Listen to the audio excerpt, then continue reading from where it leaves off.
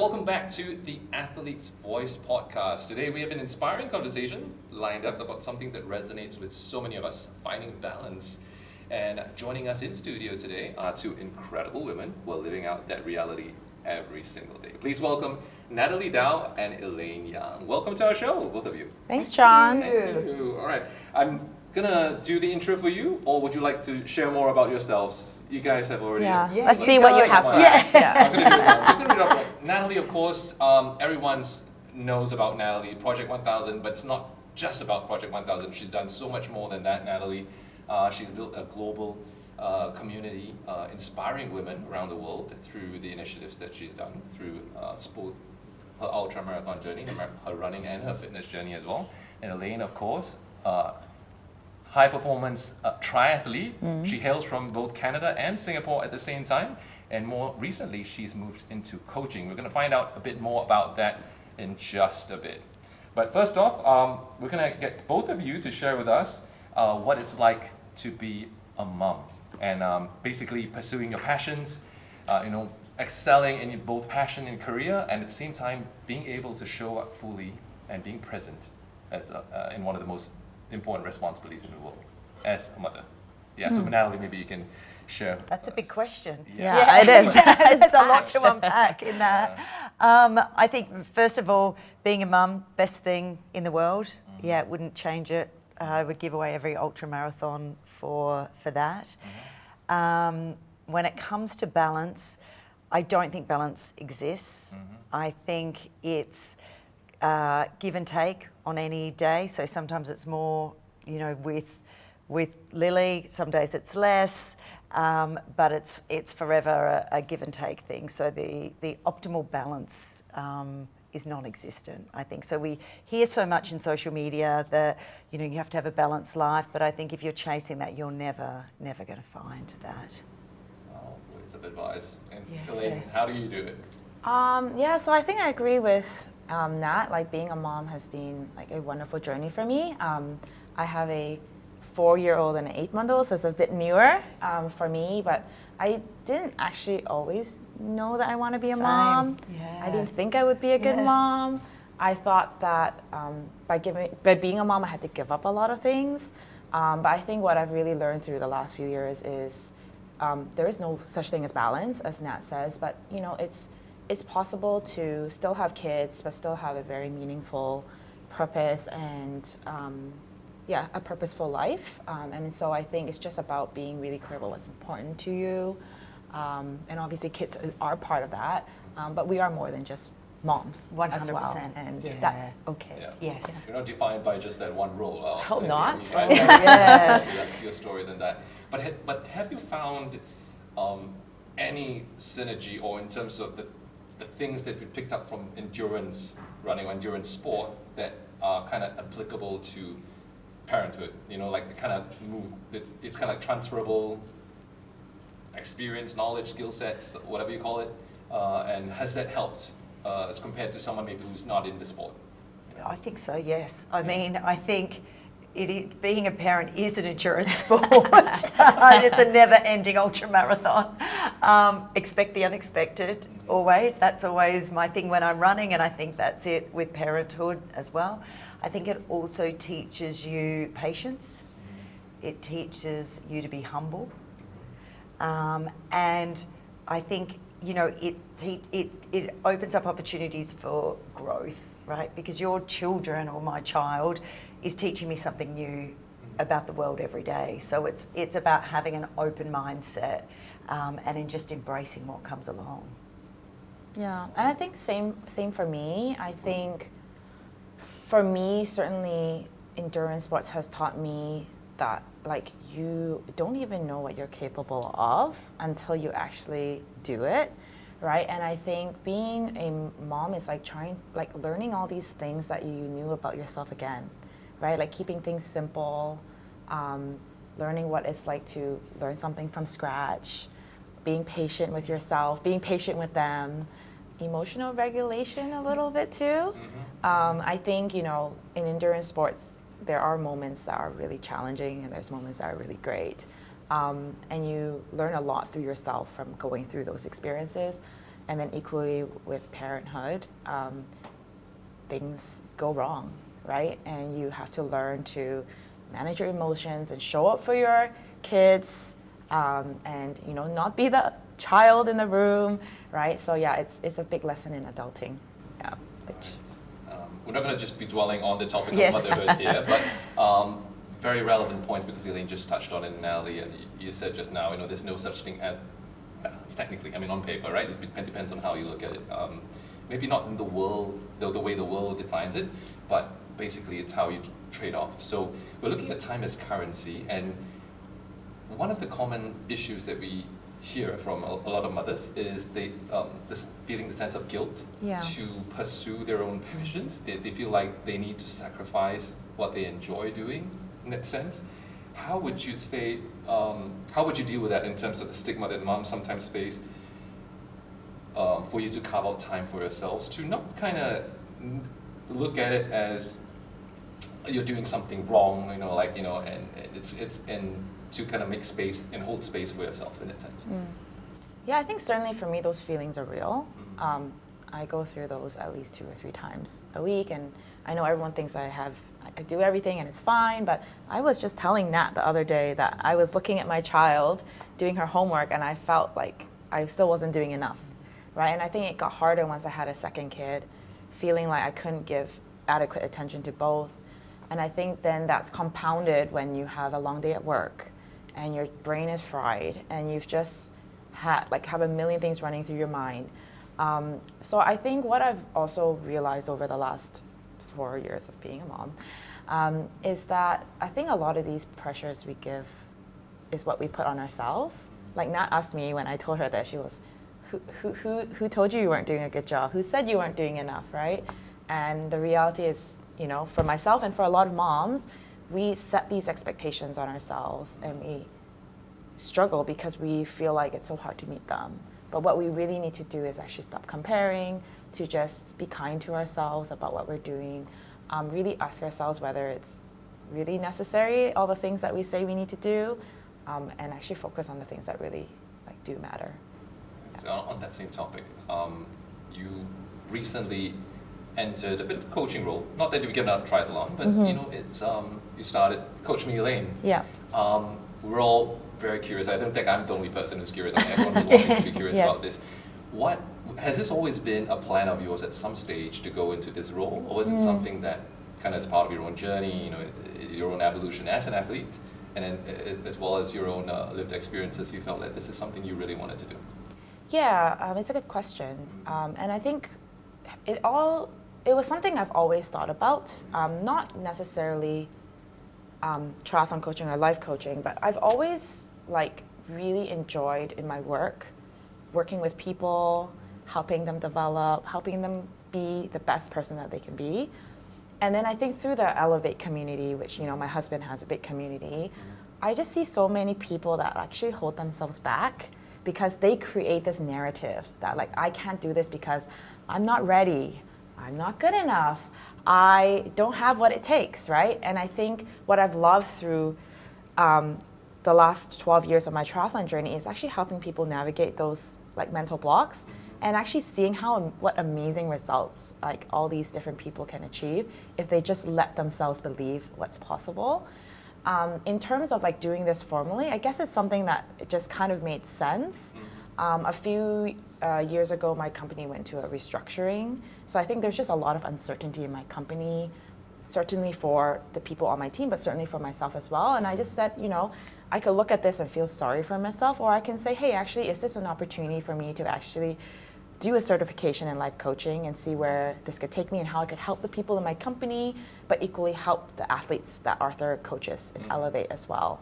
And then I then got pregnant and I couldn't do triathlon anymore. So I was like, okay, well, this is the best time for me to give back and actually help people on their journey who need a little nudge or need a little help. So I think it just all came together really well. And then Coach Me Elaine was born. Awesome. So it's kind of everything kind of timeline wise kind of aligned, this it gave you that space, felt this was the right time to do so. I think so, and I think for me it's the mindset of just being open to what comes, and I think when all these things occurred or happened, I could have been like, oh, you know, it sucks that I can't train, it sucks that I'm pregnant, it sucks that all this stuff is going on at work. And I think for me, I just try to like turn it into an opportunity to grow and to actually help others as well. And speaking of mental blocks, we've got someone here who is an ultra marathoner, not just ultra marathoner, kind of like ran 2 times Project 1000, and Natalie Dau, no stranger to mental blocks, I'm sure. Talk us through what goes through your head. You know, like what in heaven's name, you know, actually made you think like I want to run 1,000 km, and not just once. Initially, you said like I'm just gonna only do it once, and then let's do it again. Yeah, I do. Well, I think the first Yeah. time I was bored with racing, right? Okay. And I thought there had to be something more to life. I like being uncomfortable. So, you know, and I like that raw experience of, you know, down and dirty. And so, you know, I said to Matt, my husband, I think I'll run across 3 countries. And he said, raise some money. And off we went. And, you know, Elaine one and was Arthur were the surprised. first people in to support. And we had no idea what we were, you know, what we were getting in for. And then decided to do it again. But I think what goes through my mind is absolutely nothing. When I'm running. So no headphones, no anything. I get asked that question a lot. I like to be 100% present. And I think I found that in my first 100K race that I did, my headphones broke within the first 5 kilometres. And I'm like, oh, well, I'm just going to have to run and see what happens. Yeah. And I, you know, was in flow, I think, for most of it. And the feeling was quite addictive. So I think for me, it's sometimes it's chatting with someone on a bike next to me, or it's just get to the next kilometre, or when is the next break. So it is breaking it down in small chunks, but really I'm definitely not getting smarter out there. I'm losing brain cells for sure. But you know, I things that I remember when it gets tough is that number one, I'm not saving lives, so let's put it into perspective. I'm not going to the Olympics, and I'm choosing to be here. So, you know, suck it up, because I'm the one that put myself in this position, and I have all these amazing people here to support me, and I owe it to them to keep going as well. So that's sort of what gets me going, one foot in front of the other. 2 iterations of Project 1000 now, one last year through 3 countries, this year's in the Philippines. What would you say has been the big shift, or in terms of thought behind Project 1000? I know last year you were gunning for a couple of records, Guinness World Book of Records and Singapore. Guinness World Record and Singapore Book of Records. Yes, yes. And this year's was quite a huge shift in terms of the thought behind it. Yeah, definitely different narrative. So the first one, I think, as you said, was a record involved, and it was very much, this is new, someone hasn't done this, we don't know what the heck we're doing, and we didn't even bring a massage gun. You know, it was an interesting time. And I think the second one was not about, you know, we setting records, and it was the same format. We did it actually probably a little bit faster, but it was about community and how can we really impact local community and make a difference in the country we're running in. So I think that brought more joy. It was hotter, there was more elevation, there were still challenges, but I think when people were watching it at home, it was that joy of seeing the kids and seeing local community engage. So I think, yeah, very different stories between the two. So people are like, well, the second one looks so easy. It wasn't easy, it was just different, yeah. And I hear that that's not the last we've heard of Project 1000. Something's going to be happening again next year. Is that true? Yes, it is true, but I promise not another 1,000, and I'm sticking to that promise. So going back just to Malaysia to try and break my world record, which is 8 days and 46 minutes. So breaking 8 is what we're calling it, and try and get it done in seven days and take a day or something off the record if we can. Will we be expecting the same team? Yeah, I think pretty much they're all glutton for punishment. They're more stupid than me because they're coming back for more. Yes, and we are going to start on International Women's Day. So March 8th, so make the most of that day, yeah. Seems to be bringing it forward. I know, it gets less and less. Oh, yeah. I know. Yeah. Get it over and done with. Yeah. Well, I mean, for those of you who are interested, the Project 1000 documentary is now airing on Singapore Airlines as well, so you do want to catch it on all of the Singapore Airlines flights there. All right, we're going to switch gears a bit now. Not just so much in terms of what you're doing, achievements, but a bit more about the friendship that you guys have. Oh, okay, When did it start? How did it happen? When did it start? Yeah, actually, it's timed quite closely to the birth of my first child. Yes, actually. yes. So I met Natalie through Arthur, because Arthur was the guest coach on a series that Nat was, I guess, producing. Yes. Called Zero to Hero. I remember that one. Yeah, so I think you took 3 different newbies and got them to swim, bike, run, and Arthur was the coach. And because it was COVID, a lot of the filming was done at my house. So yeah, that's when I met Natalie. But yeah, it was like quite it was an intense friendship straight away. Exactly. Yeah. But I think we clicked really Yes. easily, very quickly. We're very aligned in terms of the values we have and how we approach life. So yeah, I think it's just only gotten stronger since then. Yeah, I think it's a mutual admiration for, being a female, achieving great things, being a mum, being a working, mum as well. So I think there was, as you said, a lot of values aligned between us personally and our families. So I think, it was instant. Our mutual love of Arthur. Yeah.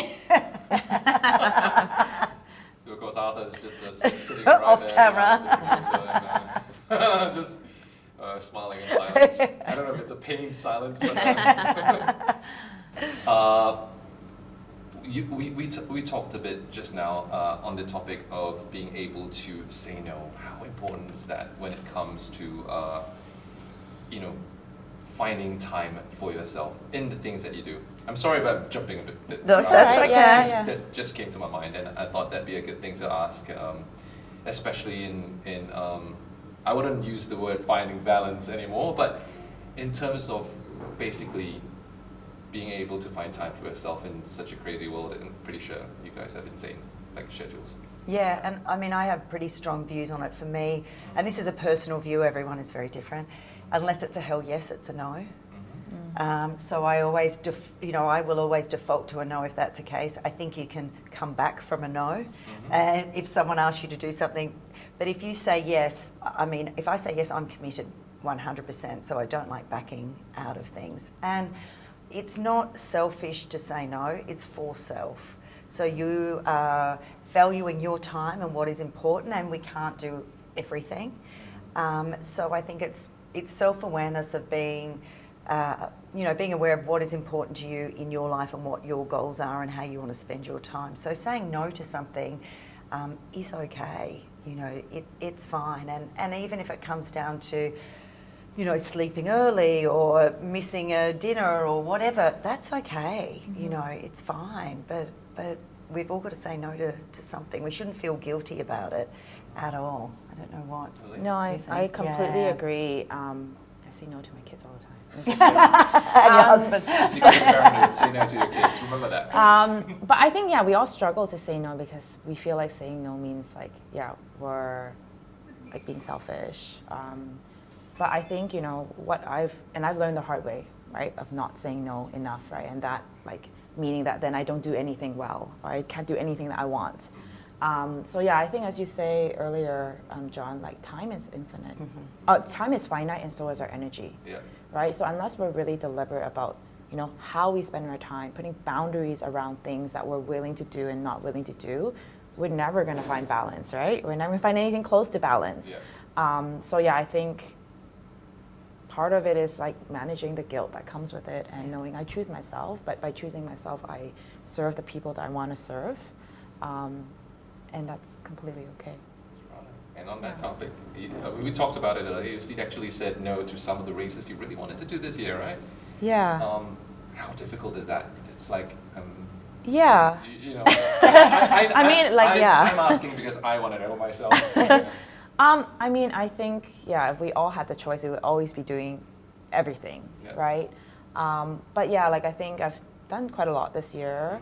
I think I had a conversation with Arthur, actually. I think after you become a mom and after you have more responsibilities, it does change, right? It doesn't mean that you can just go do whatever you want, right? And sometimes you need to think about the pace that you want to be at. And often my pace is not going to be the pace that works for my family and works for work and everything. So I think it's saying no, but it's not yet, right? It's like, okay, I want to do this race, but maybe right now it's just not the right time. Mm-hmm. But it doesn't mean that it's no forever. Yeah. I can pick this up next year. And there's a lot of things that I can still do in the meantime to still find a lot of meaning. So yeah, for the rest of the year, I'll probably be focusing on more local races. And there's plenty of those, enough to keep me interested. Awesome. And so what's next for Elaine and what's next for Natalie Dau? What can people expect from the both of you in 2026? Ooh, I don't know if I'm doing anything as insane as I'm sorry, I'm throwing this question at both of you. You don't have to be doing it at the same time and together, but it's like, what can people expect? Or what are your goals, maybe? Not what people expect, but Yeah. what do you have for yourself? And I think, I don't have anything really concrete, to be honest, but I think if I look at myself this time next year and I were to say what would success look like, I think, I would definitely have challenged myself in a new thing, whether that's a new type of race, whether that's trail running, or whether that's exploring, a long distance triathlon again. I would have done it in a way that I feel has created that balance and that prioritization I want for my family and my work, etc. And I still want to have given back to people, whether that's people I coach or people at work and to my friends. So yeah, I have nothing like really concrete in the pipeline, but I actually know I'll be very busy just because of who I am. Yeah. That's great. Yeah, obviously the Project 1000, and I haven't raced a lot this year, right? I've done 2 other races and I've pulled out of New York, just because I don't want that time away from family, first and foremost. So for me, Lily's 16 now, we're looking at colleges, she's going to basketball camps, so my priorities are changing, knowing she only has a year and a half left at home before she goes overseas to study. So I'm trying to get as much quality time with her.